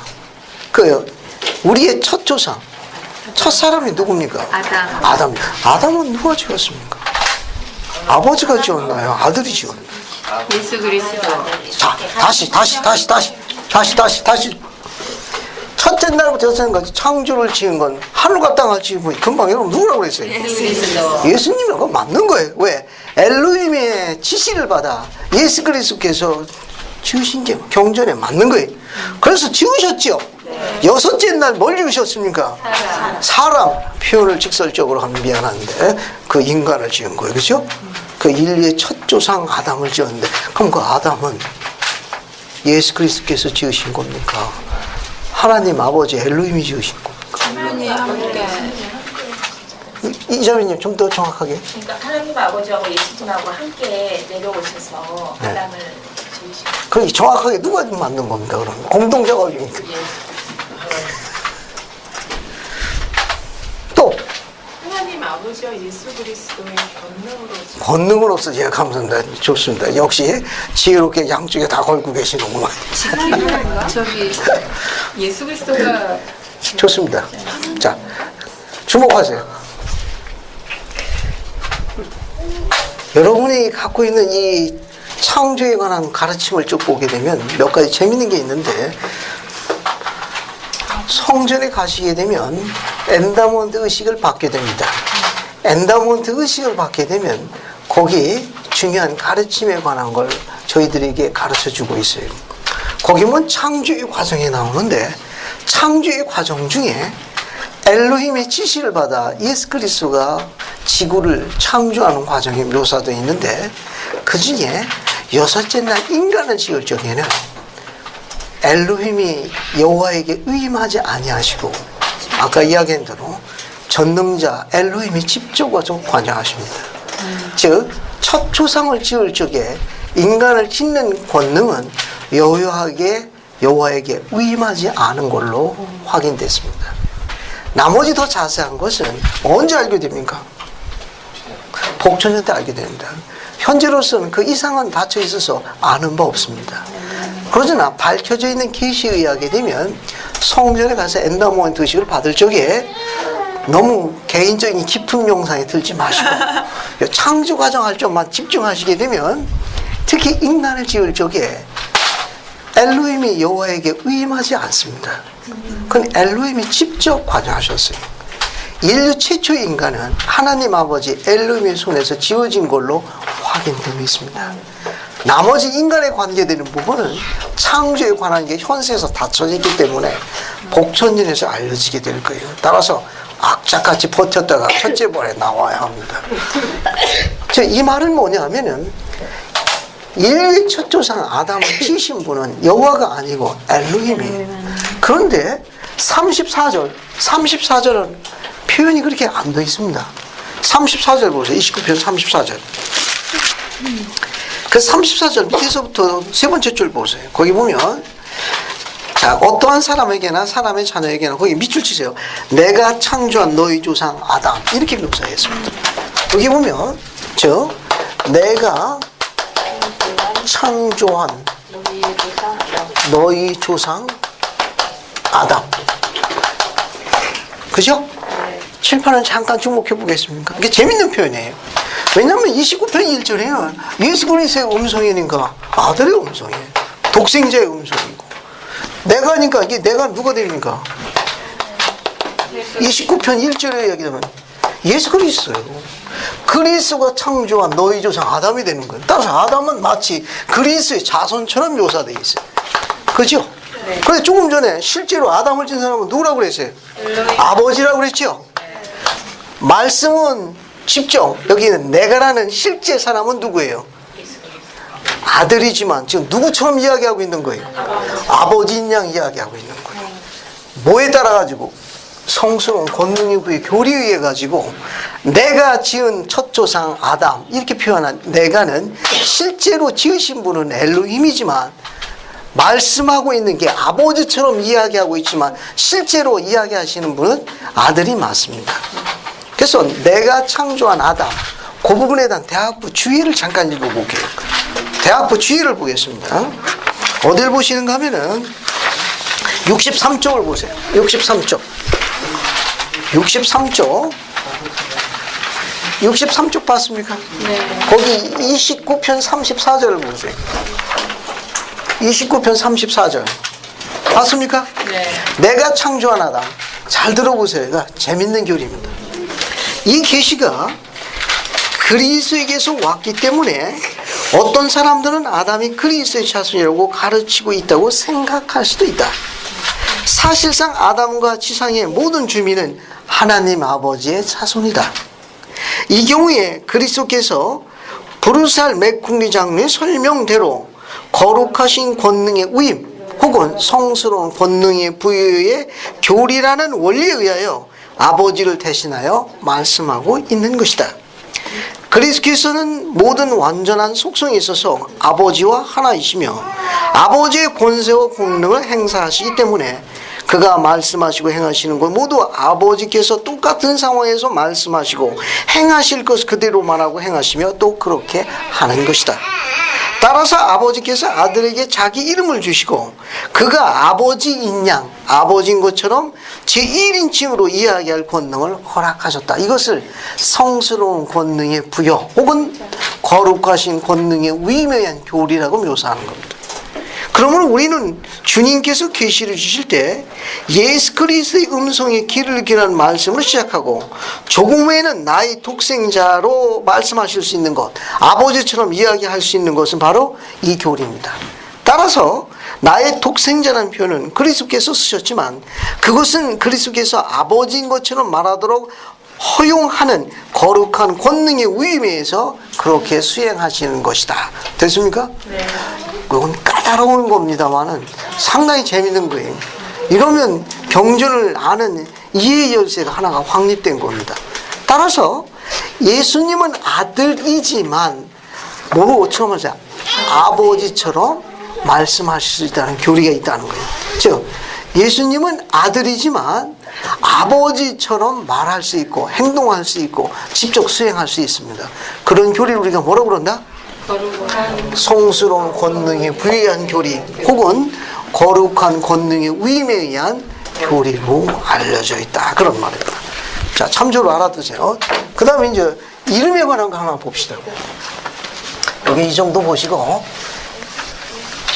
예수 그리스도의 음성을 귀 기울이라 할 적에 이 앞에 어떤 호칭이 들어가 있습니까? 자존자. 위대한? 뭐라고 되어 있어요? 자존자. 자존자. 위대한 자존자. 위대한 자존자. 이 자존자의 원문이 I am입니다. I am. 이 I am은 스스로 있는 자라는 뜻이에요. 스스로 있는 자. I am은. 이건 1인칭 단수예요. 1인칭 단수. 이게 I am. 스스로 있는 자, 자존자 같은 뜻입니다. 같은 뜻. 이게 스스로 있는 자, 자존자라는 이 뜻은 영원하신 분이라는 뜻이에요. 영원하신 분이라는 뜻이에요. 그러니까 이것은 예수 그리스도에게 불려지는 호칭 중에 하나입니다. 이름 중에 하나예요. 그래서 뭐라고 설명하는가 하면 위대한 자존자. 자존자인데 이건 대문자 I am으로 표기되어 있어요. 이거는 스스로 있는 자 이런 뜻입니다. 혹은 자존자 같은 설명이에요. 그 뜻은 영원하신 분. 영원 무궁하시기 변함없으신 분 그런 뜻을 갖고 있어요. 출애굽기 3장 14절 한번 볼게요. 출애굽기 3장 14절 봅시다. 출애굽기 3장 14절 보세요. 출애굽기 3장 14절 보세요. 그래서 한번 읽어보겠습니다. 저기 윤상근 감독님 저기 출애굽기 3장 14절 한번 읽어주시겠습니까?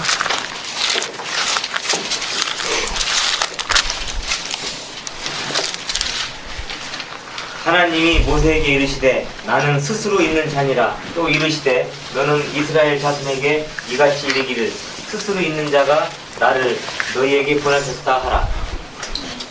감사합니다. 자, 거기 보면 하나님이 모세에게 이르되 자, 여기는 지금 구약시기입니다. 구약시대 모세가 있습니다. 지금 모세가 누구하고 이야기하고 있어요? 3장 14절에 출애굽기 3장 14절 누구하고 이야기하고 있어요? 예수 그리스도. 아니 3장 14절에 있는 그냥 그대로 설명하십시오. 하나님은 하나님. 거기 예수 그리스도 나와요? 통찰력을 갖고 계시는구만. 네? 하나님. 이 하나님은 구약의 하나님. 그죠? 네. 이게 구약 시대니까. 네. 모세하고 대화한 이분은 구약의 하나님. 구약의 하나님이 모세와 대하면서 뭐라고 얘기했는가 하면, 나는 누구다? 나는 스스로 있는 자입니다. 스스로 있는 자예요. 대문자예요. 이걸 다른 똑같은 동일표를 쓰면 뭘로 쓸 수 있어요? 자존자. 자존자. 그 뜻은 무슨 뜻이라고 했습니까? 영원하신 분. 그런데 스스로 있는 자, 자존자의 출애굽기 3장 15절에는 구약의 하나님의 이름이 나와 있습니다. 뭐라고 나와 있어요? 거기 뭐라고 나와 있습니까? 아브라함의 하나님, 이삭의 하나님, 자, 거기 보면 구약의 하나님에 대해서 뭐라고 나와 있어요? 여기 이름이 뭐라고 나와 있습니까? 여호와라고 나와 있는 거. 됐습니까? 네. 그러니까 여호와라는 이름은 전세에서 하나님의 장자에게 주어진 이름이에요.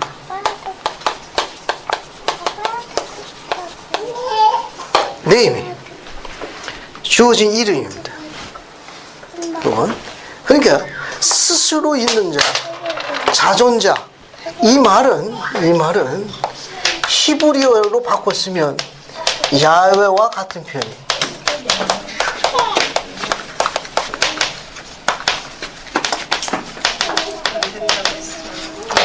그러니까 스스로 있는 자 혹은 자존자라는 이 말은 같은 설명인데, 히브리어의 동일 표현은 야훼 혹은 야훼라는 말입니다. 이 말을 영어한 말이 바로 뭐냐? 이게 여호와예요. 이게 여호와라는 표현입니다. 됐습니까?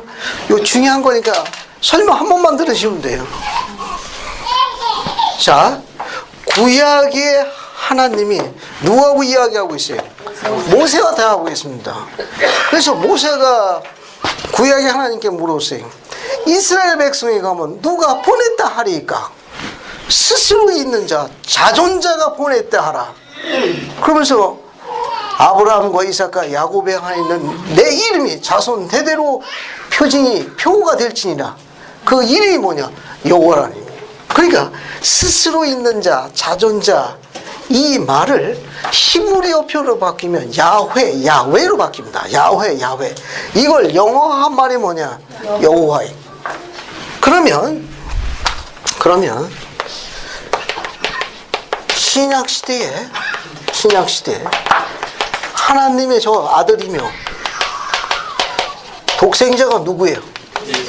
이분이 예수 그리스도 아니에요. 그죠? 아들이고 독생자라는 거, 이분이 육신을 갖고 있다는 걸 이야기하는 거예요. 육신을 갖고 있을 때 하나님의 아들이고 독생자로 불리는 거예요. 그래서 그분이 우리의 뭐가 됐느냐? 구속주가 된 거예요. 속죄하시기 위해서. 그러니까 예수 그리스도가 육신에 있고 성령을 베푼 현세가 신약식이에요. 그죠? 그러면 육신을 잊기 전에는 뭐가 되는 거예요? 육신을 잊기 전에는 무슨 시대가 돼요? 전세가 되는 거예요. 전세. 예수님의 전세는 어디예요? 구약이에요. 전세에서 하나님이 장자에게 주어진 이름이라고 했으니까 구약의 하나님은 이름이 여호와예요. 예수님이 전세에서 하나님의 장자에 주어진 이름이 여호와라고 설명했기 때문에 그래요. 됐습니까? 네. 따라서 구약의 하나님 여호와와 신약의 예수 그리스도는 같은 사람이에요. 동일인이에요. 됐죠? 예. 그러면 주님의 입장에서 당신의 이름을 모세에게 직접 설명했어요. 당신 입장에서 그때는 1인칭을 사용해. I am. 스스로 있는 자니라, 자존자니라고 직접 설명하는 거예요. 주님 입장에서 볼 적에는. 왜? 모세하고 직접 대화했거든. 주님의 표현에 따르면 주님의 표현에서 그분을 설명할 때는 1인칭으로 설명하는 거예요. 그래서 I am 자존자의 말을 들으라고 직접 설명한 거예요. 그런데 백성의 입장에서 볼 적에 백성을 대상해서 백성들이 구약의 하나님을 호칭하는 여호와라는 호칭을 사용하는 때는 백성을 대상할 때는 3인칭 단수로 씁니다. 백성들이 이렇게 부를 적에는 백성들을 지칭할 때는 3인칭 단수로 써요. 이 표현이 I am, he 이렇게 씁니다. I am. 나는 그니 그렇게 쓰는 거예요. 이 표현도 여호와와 동일 표현이에요. he는 3인칭 단수죠. 그죠? 이거는 백성들에게 그분이 하나님이라는 걸 표현할 때 쓰는 다른 이름의 호칭이에요. 그러니까 스스로 있는 자 그 표현이나 나는 그니 그 표현이나 자존자나 전부 뭐와 같은 표현입니까? 여호와와 같은 표현이에요. 됐습니까? 네. 이건 그러면 나는 그니가 여호와와 같은 표현이라는 설명의 내용이 우리 경전 어디에 나와 있습니까? 우리 공부했나요? 네. 신음소리만 나오고 있어요. 나는 그니 백성들의 입장에서 볼 적에는 3인칭 단수로 쓰는데 그 호칭은 여호와 동일한 표현이라고 설명한 일이 있습니다. 어디 나옵니까? 어디 경전에 나와요? 지금 눈초리를 보니까 새삼스럽게 없는 얘기를 하시는 것처럼 보시는 분이 있는데 19편 1절 보겠습니다. 교리야성약 19편 1절 봐요. 자, 교리야성약 19편 1절 보세요. 봤습니까? 네. 거기 나는 그니라고 되어 있는 이름이 있나 한번 찾아보세요. 19편 1절에 찾았습니까? 네. 나는 그니 여호와 동일한 표현으로도 적어두라고 말씀해 올린 것 같은데 예수 그리스도 이름에 불려지는 5가지 명칭에 대해서 설명을 했습니다. 그때 나는 그니는 여호와와 동일 표현이라고 이야기했습니다. 3인칭 단수로 쓰는 I am은 그건 1인칭으로 쓰는 거 전부 여호와 동일 표현이에요. 거기 나와 있습니까? 나는 그니 여호와와 동일 표현이에요. 됐죠? 네. 이 기록을 한번 유심히 보시면 도움이 될 거예요. 자, 그러면 다시 하나 또 봅시다. 이제 29편 2절을 보세요. 29편 2절. 두 개만 더 설명할게요. 자, 29편 2절 봅시다. 그래서 한번 읽어볼게요. 이수신 자매님, 29편 2절 한번 읽어보세요. 그는 암탉이 그 새끼를 날개 아래 모음같이 자기 백성 곧 나의 음성에 귀 기울이며 내 앞에서 자기를 겸손히 낮추며 간절한 기도로 나를 부르는 자마다 모으리라. 감사합니다. 여러분 거기 29편 2절 보게 되면 그는 암탉이 그 새끼를 날개 아래 모음같이 이게 교리야성역에 3군데 쓰였다고 그러네요. 우리 대학부 교재를 한번 볼까요? 대학부 교재 29편 2절을 한번 보세요. 대학부 교재 29편 2절을 봅시다.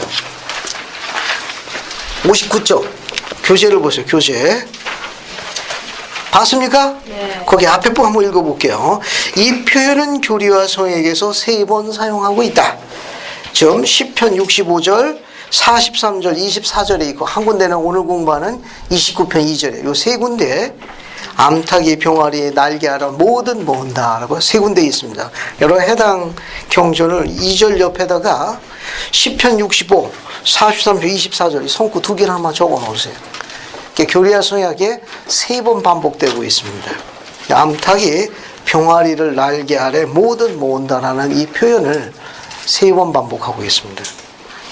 이 표현은 어미닭이 새끼 병아리를 위협하는 위험이 보일 때 날개를 치켜들고 달려드는 모습을 생생하게 연상해 주게 한다. 병아리들은 마당 너머로 흩어져 있을지라도 즉시 그 부르는 소리에 순종하여 어미 날개 보호초로 달려오게 된다. 거기 밑에 밑줄 치세요. 이 구절에서 주님은 보호받기 위하여 주님에게 오는 사람들의 3가지 특징을 묘사하고 있다. 그러니까 파괴나 멸망으로부터 신께서 부르십니다. 그럼 그 음성에 순종하는 자들이 보호받는데 주님께 보호받기에 합당한 자들의 세 가지 특징을 묘사했어요. 그러니까 주님에게 보호받기에 합당한 사람들의 세 가지 특징. 그럼 첫 번째 뭐라 되어 있습니까? 그의 음성을 듣는다. 두 번째는 자신을 낮춘다. 세 번째는 열렬한 기도로 주님을 부른다. 그럼 우리 계시 2편을 다시 볼게요. 자, 29편 2절을 다시 봅시다. 봤습니까? 거기 보면 그는 암탉이 그 새끼를 날개 아래 모음같이, 왜? 파괴와 멸망, 재림 때가 가까우게 되면, 저기 보세요.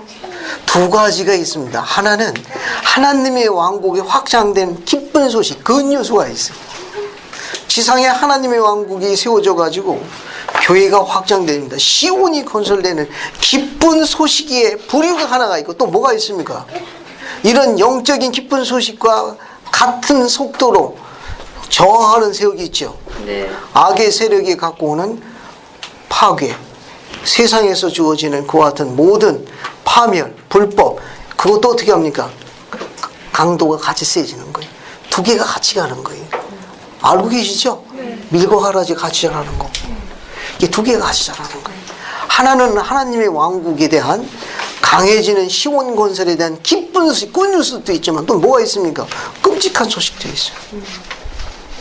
파괴, 이상한 기상지에 불법이 난무해가지고 희망이 없어서 좌절의 나락으로 끌어들이는 이런 끔찍한 다른 편의 소식도 있습니다. 두 개가 같이 있는 거예요. 그런 세상의 파괴나 공포로부터 선한 백성을 보호하기 위해서 쓰시는 용어가 뭐냐? 암탉이 병아리를 그의 날개 아래 모두 불러 모으시는 집합입니다.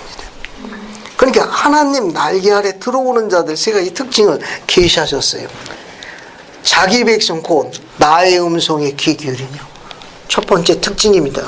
나의 음성에 귀 기울이며. 두 번째는 내 앞에서 자기를 겸손히 낮추며. 세 번째, 간절한 기도로 나를 부르는 자마다 내가 내 날개 밑에 보라. 그러니까 주님께서 대신 싸워주시겠다는 거예요. 그분이 대신 세상과 싸우시겠다는 겁니다. 당신의 선한 백성을 보존하시겠다는 거예요. 그 세 가지 특징을 기억하십시오. 세 특징. 즉, 주님의 음성에 귀 기울인다는 거. 음성에 귀 기울임. 귀 기울임. 두 번째는 겸손히 자신을 낮추는 거. 세 번째는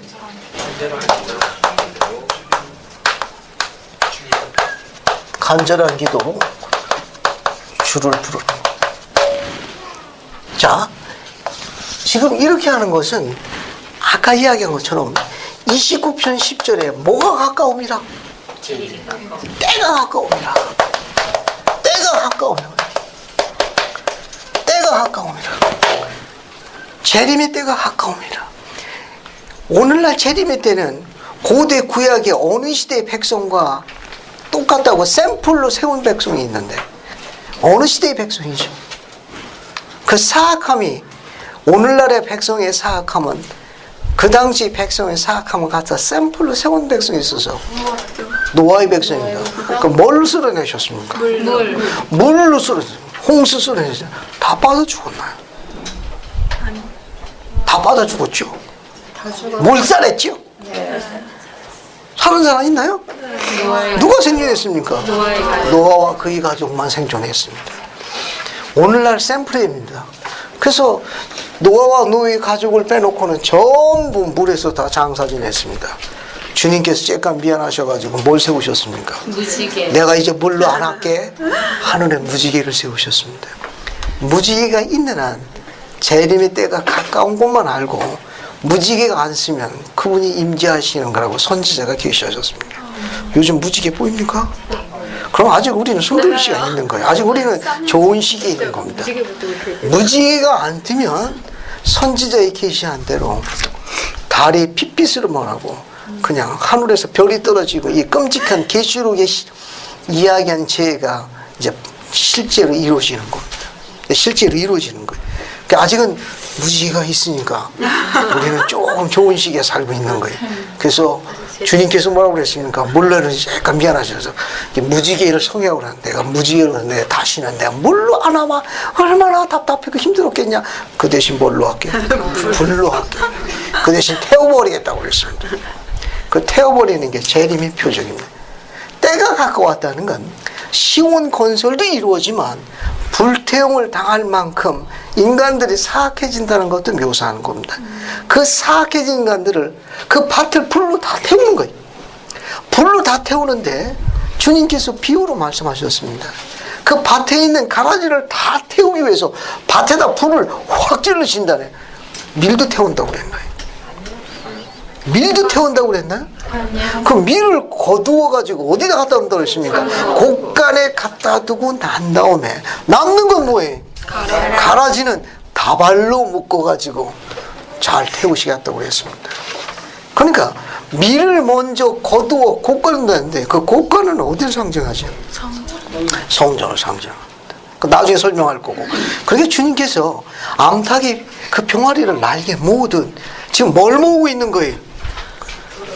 밀을 모으고 있는 거예요. 왜? 때가 가까웠습니다. 불태울 때가 가까운 거예요. 오늘 예를 하나 들어봐요. 오늘 흰옷 입은 사람들 전부 미리. 알겠습니까? 여기는 바치고 시커멓고 충청하고 가라지로 합시다. 그러면 이게 밀을 먼저 거두는 거예요. 추수꾼이. 추수꾼이 밀을 먼저 걷어가지고 곳간에 차곡차곡 쌓는 거예요. 그럼 뭐만 남습니까? 가라지만 남을 때 불로 태워버리는 거예요. 그러면 불로 태워버리기 전에 비유의 말씀은 밀을 먼저 거둔다고 그랬어요. 곳간에서 쌓아두죠. 보존하지. 암탉이 병아리 날개 모으는 과정입니다. 그럼 그렇게 구원을 받기에 합당한 자의 특징이 뭐냐? 음성의 귀를 기울인다. 또 주 앞에 겸손하게 자신들을 낮춘다. 그 다음에 간절한 기도로 뭐한다? 주님을 부른다. 따라서 우리는 이 세 개 중에 적응해 볼 수 있는 게 뭐가 있느냐? 간절히 기도를 주님께 부르는 기도 생활에 대해서 검토해 봐야 합니다. 여기 기도는 마이티 프레어로 되어 있어요. 여기 영문이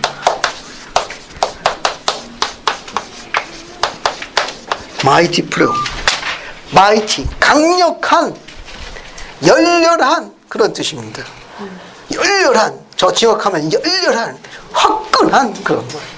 화끈한, 열렬한. 내가 좀 간절한 걸로 번역했는데 뭐 그것도 같은 뜻으로 볼 수 있겠습니다. 그러면 여러분 기도 생활을 좀 어때요? 만약에 우리가 매일매일 기도를 소홀히 하고 있으면 감사에 대한 결의에서 오는 결과라는 걸 기억해야 합니다. 우리가 하나님을 간절히 부르는 건 약해서가 아니에요. 감사함이에요. 그분께 드리는 예배의 한 형태입니다. 그러니까 우리가 매일 기도 생활을 그분을 정말 겸허한 마음으로 그분에게 뜻을 구하기 위해서 겸손하게 낮춰서 간절히 부르는 그 열렬한 하늘의 감동을 주는 그 열렬한 기도를 하지 않고 있다면 현재 자기의 감사에 대한 결의에서 온다는 걸 지적하고 있는 겁니다.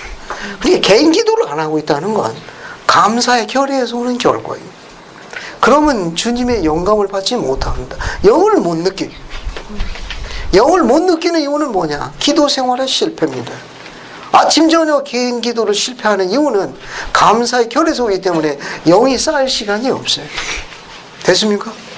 자, 그러면 하나 더 설명하고 마칠게요. 계시록 1장 3절 한번 보겠습니다. 자, 계시록 여기 때가 가까움이라 계시록 1장 3절 한번 볼게요. 계시록 1장 3절 보겠습니다. 그래서 점평이 없느냐? 계시록 1장 3절 한번 읽어주십시오.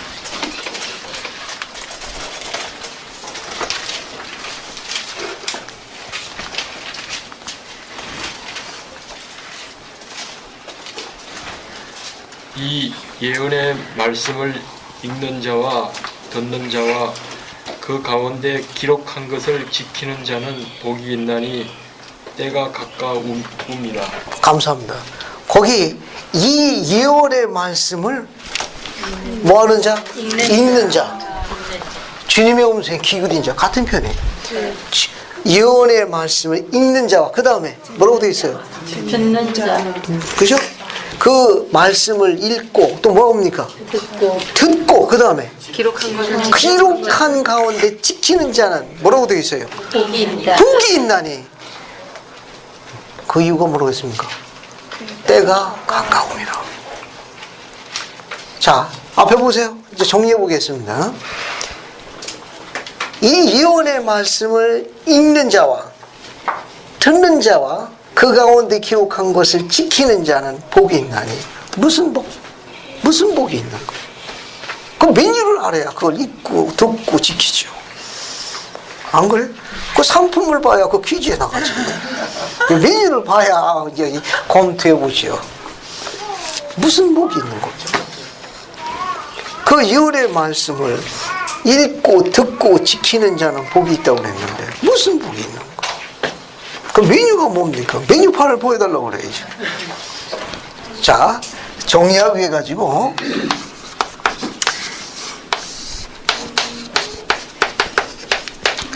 교례하시면 104편 25절을 같이 봅시다. 그리고 정리할게요. 104편 25절 봅시다.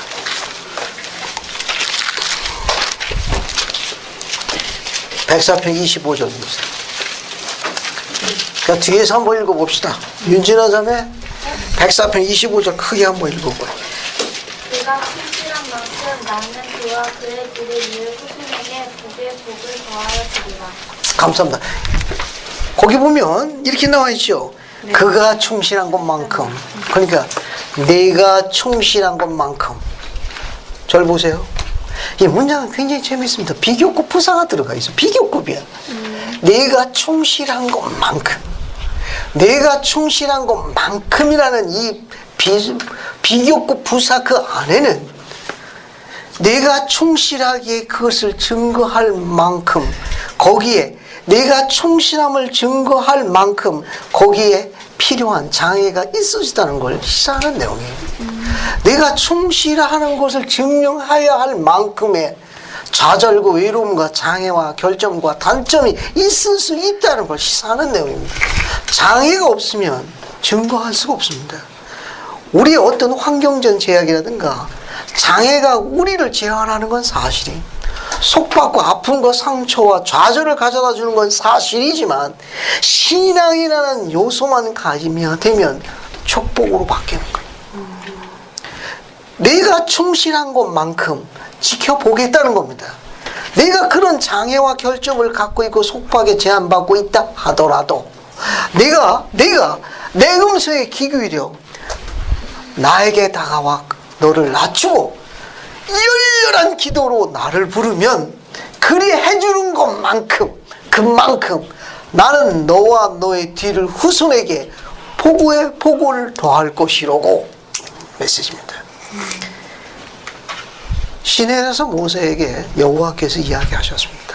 10가지 계명을 주셨는데 나를 경외하는 자는 자손 1000대 만대까지 은혜를 베풀지만 나를 경외하지 않는 자는 뭐라고 했습니까? 자손 3, 4대 이르기까지 내가 진노를 갖다 불겨 나는 질투의 하나님이요 이렇게 얘기했죠. 네. 거기에 3, 4대가 묘사되어 있습니다. 그죠? 네. 이 기록은 내가 충실한 것만큼 나는 너와 너의 뒤를 잇는 후손에게 복을 더한다는 이 말씀은 3대까지 영향이 있다는 것이 시사합니다. 자, 이야기를 좀 정리해 보겠습니다. 정확한 건 아니에요. 정확한 건 아닌데 과학자들의 조사에 하게 되면 장수 마을에 있는 분들을 조사한 결과 100세 넘게 사시는 분들 거기는 100세가 청춘이고 120세는 약간 나이 드는 거래. 이건 그분들을 조사한 결과 그분들이 그렇게 장수하게 된 물질이 세라토닌이라는 물질이랍니다. 근데 그 세라토닌이라는 그 영적인 물질은 유전인자 변형 물질이래. 이 과학자들이 유전자 지도를 만들었는데 그 이름이 게놈 지도라고. 이름도 이상하죠. 또 게놈이래. 게놈. 이 게놈 지도는 유전자 지도래. 그런데 조사를 해봤더니 3대 조상 할아버지 할머니의 식생활과 생활 방법이 손주들에게 바뀐 거예요. 그래서 유전은 천형처럼 바꿀 수 없는 것도 알려진 게 일반적인 상식이지만 과학자들의 전문적인 그 유전자 게놈지들을 추적한 결과 유전인자의 변형을 증거했습니다. 주님은 내가 충실한 것만큼 나는 너와 너의 뒤를 후손에게 복에 복을 더하겠다는 건 유전인자와 관련이 있다는 의미심장한 암시를 담고 있습니다. 복음은 우리를 변화시킵니다. 복음은 세상에서는 바꿀 수 없다 하는 소위 본성이나 이준인자까지 변형인자, 세상 사람이라고 하는 과학적인 물질, 세로토닌, 주님의 입장에서 볼 때는 영적인 세로토닌을 생성해 준다는 것. 이 영적인 세로토닌이 강한 인자가 내 손주에게 증거가 된다니까 이건 도전에 발문하는 겁니다. 그래서 주님은 이 말씀을 읽는 자와 듣는 자와 지키는 자는 복이 있나니 그 강한 자손들이 살아남을 것이라, 생존할 것이라 라는 메시지를 담고 있습니다. 젊은이 여러분,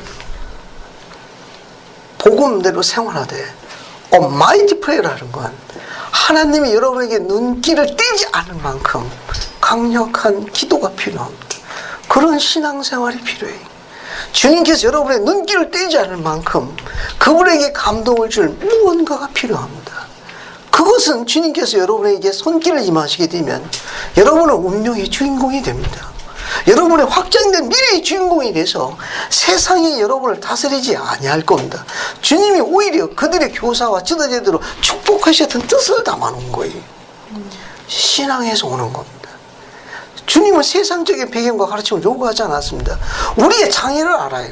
우리의 가정 환경, 물질적인 환경, 그리고 우리의 두뇌 회전 인자까지 다 아십니다. 우리는 어때요? 교회 모임도 많아. 그죠? 한두 가지 있는 게 아니라 한여름 되면 엄청 바빠. 메뚜기도 한 철이라고.